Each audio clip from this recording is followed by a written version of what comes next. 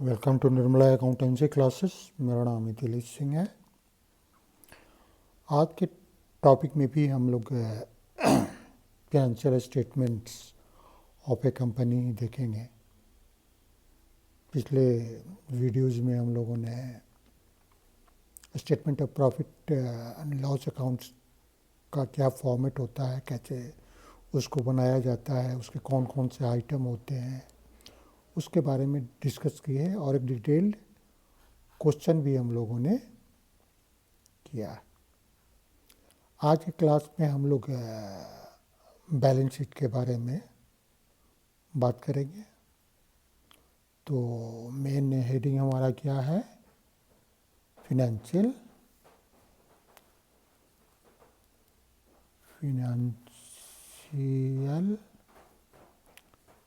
Statements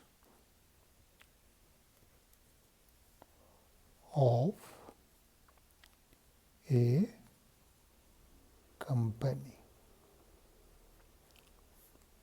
उसमें हम लोग बात करेंगे आज बैलेंस शीट के बारे में।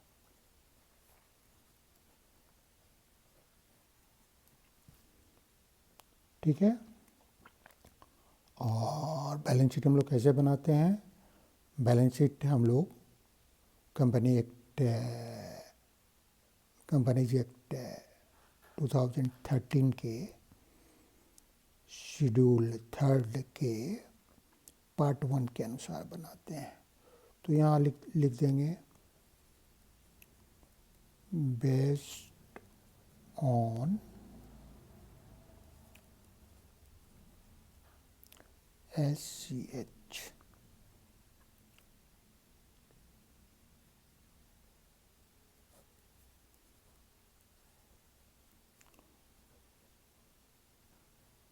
Schedule 3 part 1। हमें याद होगा कि हमने financial statement of profit and loss में statements of profit and loss में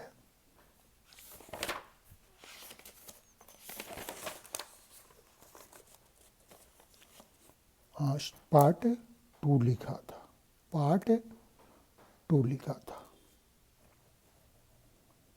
यहाँ इनकम अदर इनकम ही होता है, इनकम से नहीं होता है। यहाँ भी डैश की ज़रूरत नहीं है, पार्ट 2 काफ़ी है।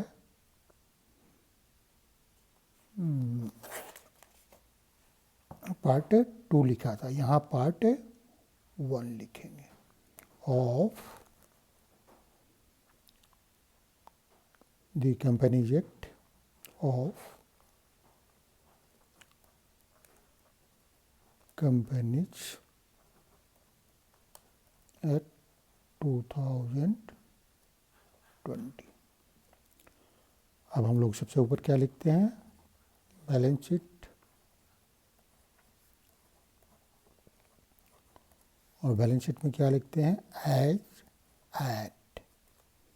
ठीक है, जो डेट होगा वो देंगे। ऊपर हम लोग रुपीज इन 1000 में हो, लाइक्स में हो, जो हो, चूँकि कंपनियां होती हैं बड़ी बड़ी होती हैं। अगर कुछ नहीं है तो ठीक है, नंबर में है। यहाँ कुछ भी नहीं लिखेंगे, यहाँ डॉट डॉट रहेगा। अब जो हमारा फॉर्मेट है, फॉर्मेट में 4 कॉलम होते हैं। कौन कौन किस किस चीज़ के लिए? पर्टिकुलर्स, यहाँ नोट नंबर, इसमें करंट पीरियड या current year, current period, previous period, previous period. ठीक है। अब हम लोग जो इसका मेन हेडिंग है उसके बारे में चर्चा करते हैं। सबसे पहले तो हम लोग रोमन में जो 1 लिखेंगे और जो इसका मेन हेडिंग है वो लिखेंगे। मेन हेडिंग क्या है इसका? इक्विटी।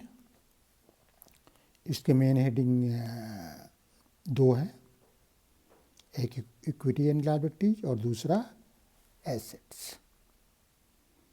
तो ये इक्विटी हो गया, सॉरी इसको कैपिटल में लिखते हैं, equity and liabilities and liabilities.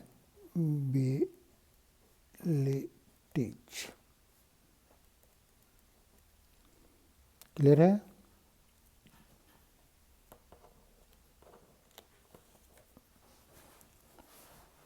उसके बाद हम 1 2 लिखेंगे, इसके बाद में थोड़ा सा लिखेंगे 1 में क्या लिखेंगे? Share holders fund. Share holders fund. अब शेयर होल्डर्स फंड में भी ये हेडिंग हो गया। हेडिंग हो गया मतलब मेन हेडिंग ये हुआ, मेन हेडिंग में हेडिंग हो गया ये, और उसमें सब हेड लिखेंगे। फिर इसके थोड़ी दूर जगह इधर आकर के सब हेड। शेयर होल्डर्स फंड में क्या क्या होता है? पहला होता है शेयर कैपिटल, इसका एक नोट नंबर होगा 1, जो अमाउंट होगा वो यहाँ लिखेंगे। फिर B reserves and surplus, reserves and surplus, ये इसका एक नोट नंबर होगा, जो अमाउंट होगा यहाँ लिखेंगे। ठीक है। अब c money received against share warrant, money received against share warrant.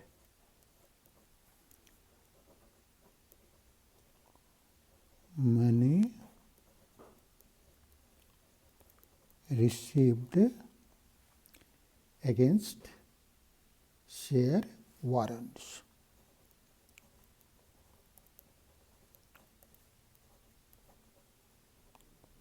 Share warrants, इसका भी एक नोट नंबर होगा, जो अमाउंट आएगा यहाँ लिख देंगे। इसमें बस सी तक ही आता है। इसके बाद हमारा हेडिंग, दूसरा हेडिंग होगा,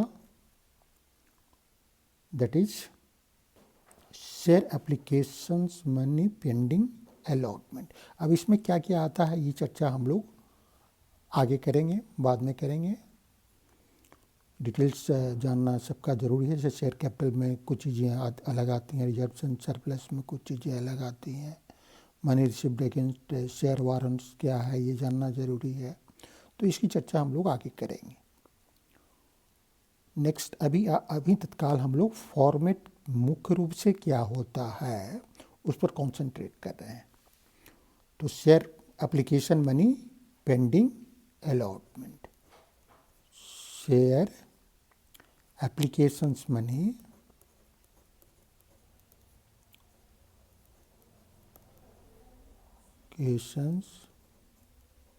money pending allotment.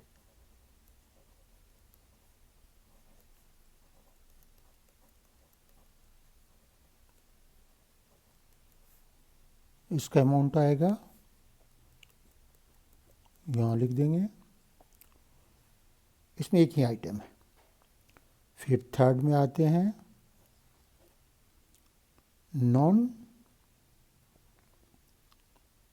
Current liabilities, non current liabilities.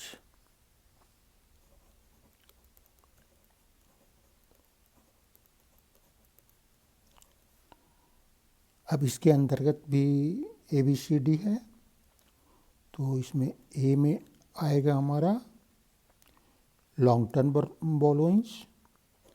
अब नॉन करेंट लायबिलिटी से क्या मतलब है, ये सब हम लोग आगे बात करेंगे। Long term borrowings, long term borrowings, ये 5th लिखते हैं नोट नंबर, इसके सामने कुछ अमाउंट आएगा। अच्छा, इन तीनों का जो टोटल होगा वो ही होगा हमारा शेयर होल्डर्स फंड। हालांकि इसको यहाँ लिखने की ज़रूरत नहीं है, लेकिन इन तीनों को मिलाकर के जो टोटल आएगा वो हमारा शेयर होल्डर्स फंड का अमाउंट होगा। अब नेक्स्ट हमारा बी है deferred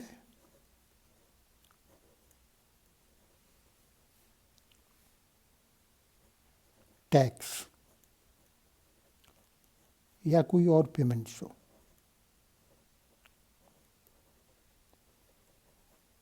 payments liabilities,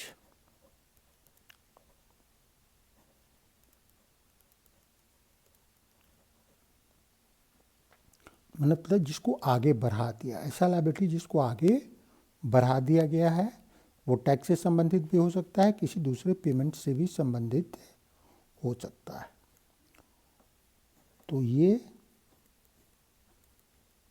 generally tax के बारे में आता है, डेफर्ड टैक्स लायबिलिटीज। अब ये क्या होता है इसके बारे में हम लोग आगे चर्चा करेंगे। ये 6th हो गया नोट नंबर, और एक अमाउंट आ जाएगा, फिर ABC आएगा, other term long term liabilities, other long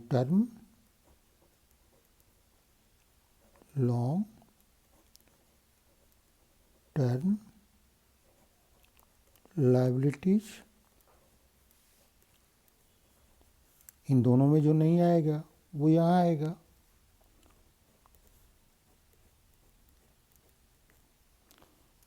next, long term provisions. Long term provisions आजकल बहुत कम होते हैं, फिर भी कुछ होते हैं, उसकी चर्चा हम लोग करेंगे। लॉन्ग टर्म प्रोविजंस, ये 8 होगा। अब हमारा हेडिंग 4th होगा। 4th में भी ABCD तक है, तो 4th में हेडिंग का क्या नाम होगा हमारा, पहले लिख लेते हैं, करेंट लायबिलिटीज।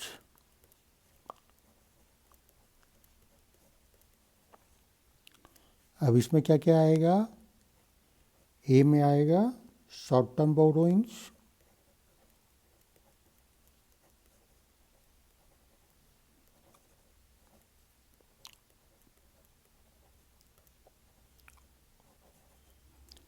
बी में आएगा ट्रेड पेबल्स,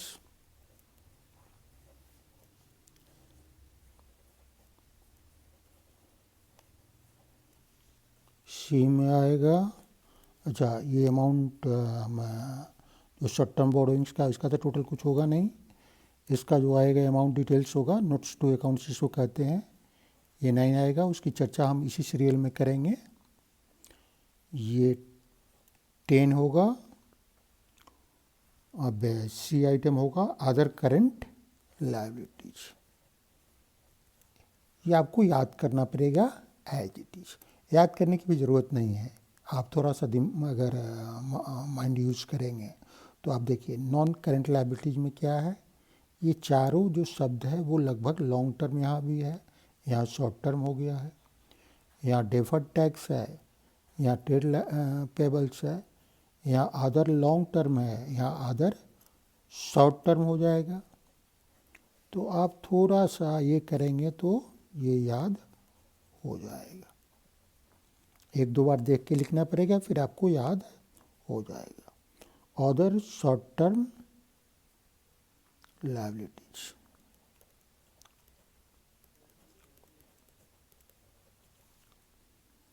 ये हो गया 11।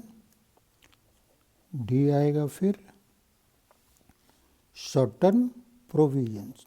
लॉन्ग टर्म प्रोविजन से आया शॉर्ट टर्म प्रोविजंस, क्योंकि ये करंट लायबिलिटीज है। शॉर्ट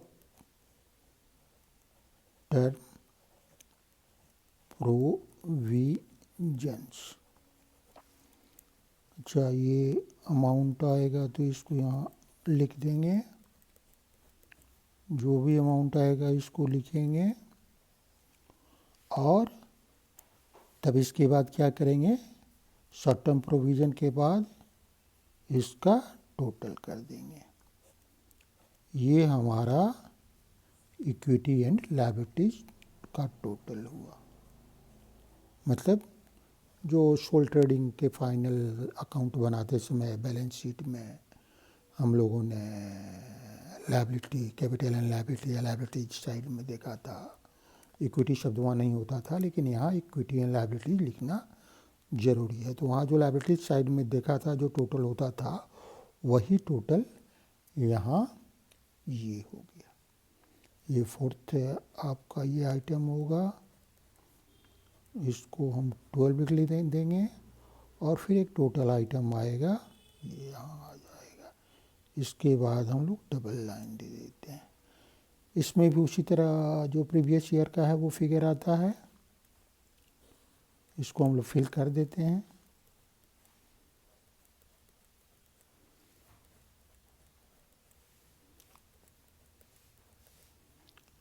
एज इट इज होगा जो पहले था। हो सकता है कि किसी में इसमें अमाउंट नहीं भी रहे प्रीवियस ईयर में, इस साल आ जाए।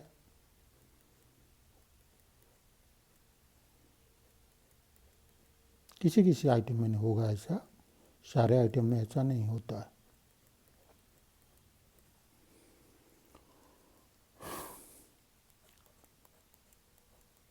अच्छा, पिछले साल क्वेश्चन में भी इस तरह का कोई चीज छूट गया था। हाँ, यहाँ ये करना छूट गया था। तो ये हमारा इक्विटी एंड लायबिलिटी साइड हो गया। अब जो दूसरा हमारा मेन हेडिंग होता है वो होता है, यहाँ मैं डिटेल नहीं लिख रहा हूँ क्योंकि मैं कंटिन्यूएशन में हूँ। आपका पेज अगर एक ही पेज में हो रहा हो तो आप कंटिन्यू कीजिए इसको, नीचे डबल लाइन खींचने के बाद इसको यहीं से कंटिन्यू कीजिए। ये दूसरे पेज में जाना पड़ रहा है, लेकिन हमारा यहाँ कंटिन्यूएशन का हेडिंग 2 रहेगा। और आइटम क्या होगा, एसेट। ए कैपिटल में ही लिखते हैं इसको भी, एसेट्स। अब एसेट्स में 1 और 2 होगा। तो 1 में हमारा क्या होगा, non current assets. Non current assets. अब नॉन करेंट एसेट में भी ए होगा, ये क्या होगा, फिक्स्ड एसेट्स।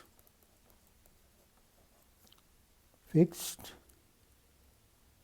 एसेट्स। अब फिक्स्ड एसेट्स में भी ये आपका मेन हेडिंग हो गया, ये आपका हेडिंग्स हो गया, ये सब हेडिंग हुआ। अब सब हेडिंग में भी एक तो आइटम में सब हेडिंग है, सब का सब हेडिंग।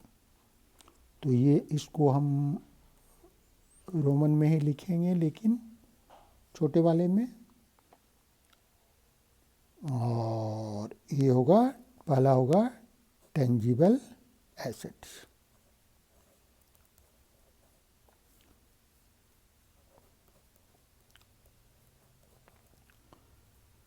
एक बात आपको याद है कि बैलेंस शीट या that statement of profit account company का जब हम बनाते हैं तो एग्जैक्टली उसी फॉर्मेट में बनाते हैं, उसी सीक्वेंस में बनाते हैं जिस सीक्वेंस में दैट शेड्यूल थर्ड और में प्रिस्क्राइब्ड। हम डिविएट नहीं कर सकते, यहाँ हम अपना मनमाना नहीं कर सकते। जैसे हम मनमाना पहले करते थे, अपने मन के मुताबिक जैसा मन करता था वैसा ऊपर नीचे लिखते थे सोल ट्रेडिंग कंपनी के फाइनल अकाउंट्स में या दैट पार्टनरशिप के फाइनल अकाउंट्स में, वैसा यहाँ कुछ करने की गुंजाइश नहीं है। यहाँ टेंजिबल एसेट हो गया, उसके बाद इंटेंजिबल एसेट्स आता है। इंटेंजिबल एसेट्स थर्ड होगा कैपिटल वर्क इन प्रोग्रेस। अब ये सब क्या चीज़ें हैं हम लोग बात करेंगे। Capital work in progress. अब इसमें भी हम लोग फिक्स एसेट्स में टेंजिबल एसेट के लिए नंबर दे सकते हैं। यहाँ तक हम लोग ने 12 आया है, तो यहाँ हम 13 कर सकते हैं, कोई दिक्कत नहीं है। सॉरी, यहाँ 13 करेंगे, एक अमाउंट आएगा। यहाँ 14 करेंगे, यहाँ भी एक अमाउंट आएगा। कैपिटल वर्क इन प्रोग्रेस 15 करेंगे, यहाँ भी एक अमाउंट आएगा। नेक्स्ट हमारा आएगा इंटेंजिबल एसेट्स अंडर डेवलपमेंट।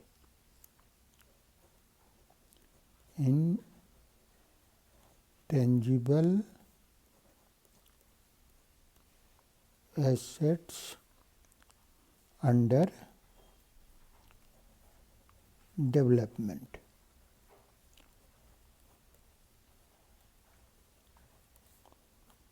$16 आएगा। उसके बाद अब सब हेडिंग आएगा बी। ये तो सब हेडिंग हुआ। इसमें 4 आइटम आएंगे। Non current investment, non current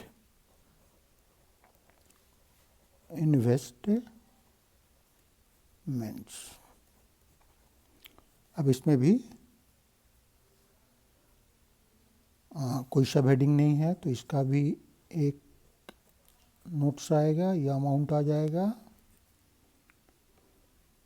उसके बाद डेफर्ड टैक्स एसेट्स,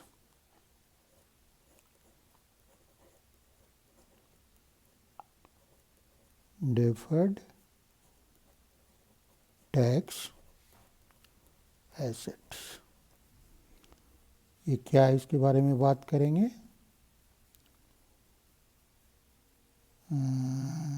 नोट्स तो इसमें नहीं आता है, लेकिन आइटम के लिए इस पर बात हम लोग करेंगे। नोट्स टू अकाउंट्स में डेफर्ड टैक्स एसेट्स नेट लिखते हैं इसको। तो नेट कैसे आया है ये हम लोग बात करेंगे।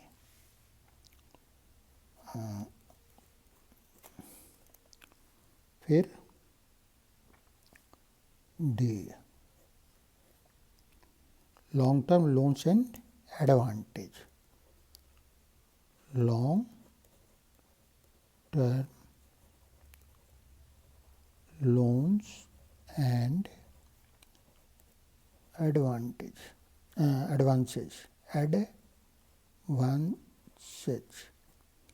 ये 19 हो जाएगा। ई,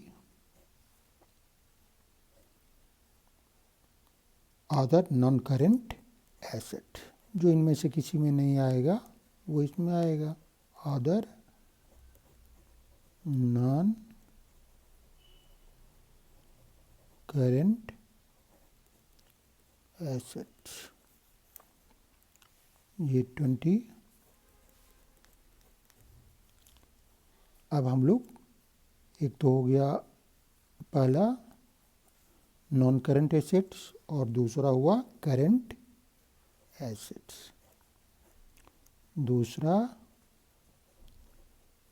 करंट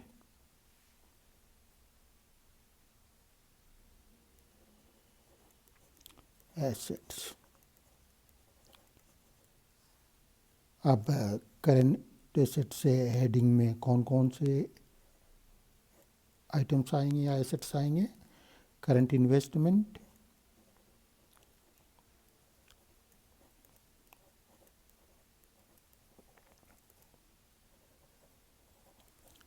ये 21 हो जाएगा। इन्वेंटरीज,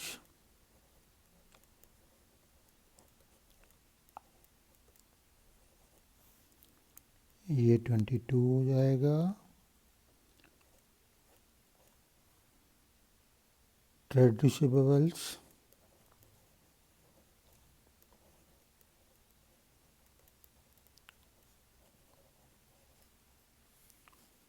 वे 23 हो जाएगा।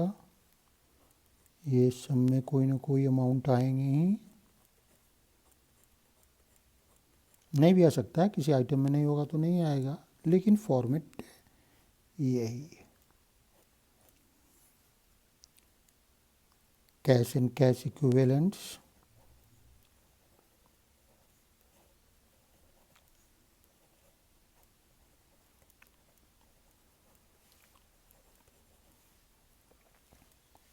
$24।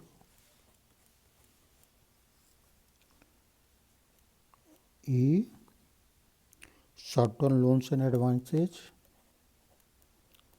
शॉर्ट टर्म या long term loans and advances या short term loans and advances है, इसलिए कि ये नॉन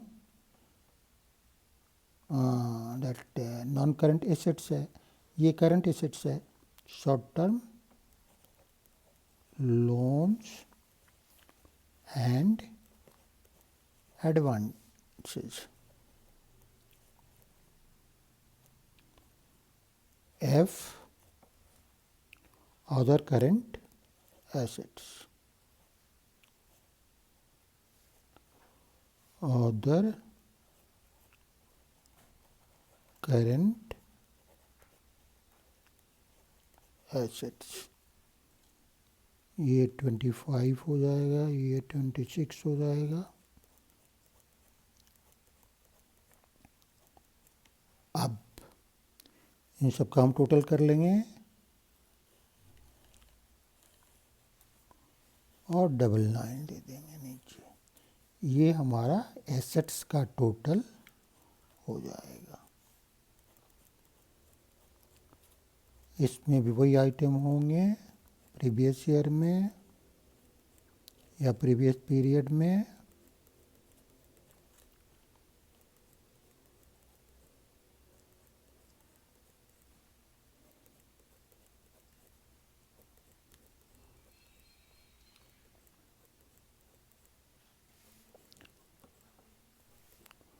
अब मुख्य रूप से क्या हुआ बैलेंस शीट में? बैलेंस शीट में हमारा दो मेन हेडिंग है, कौन कौन सा? Assets and equity and liabilities. 6 heading है, इक्विटी एंड लायबिलिटी में 4 है, 1 2 3 4, और एसेट साइज में 2 है, non current assets and current assets. ठीक है। सब हेडिंग क्या है?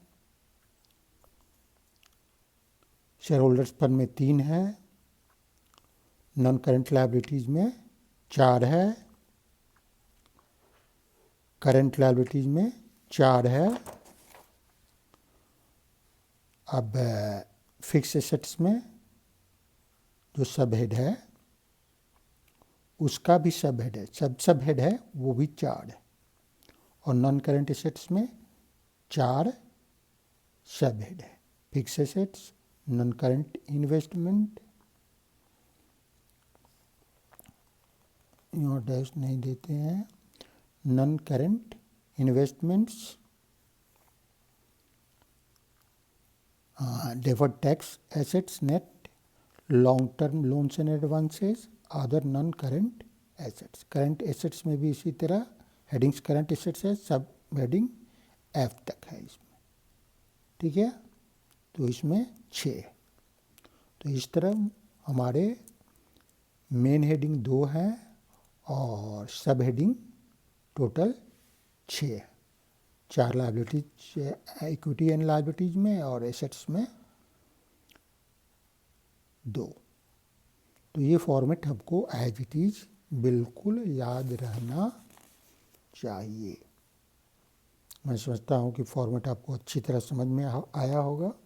फिर हम लोग एक एक आइटम की अगले क्लास में, नेक्स्ट क्लास में चर्चा करेंगे, क्योंकि अगर इस क्लास में करेंगे तो समय लंबा हो जाएगा, काफ़ी लंबा हो जाएगा। Thank you, see you again.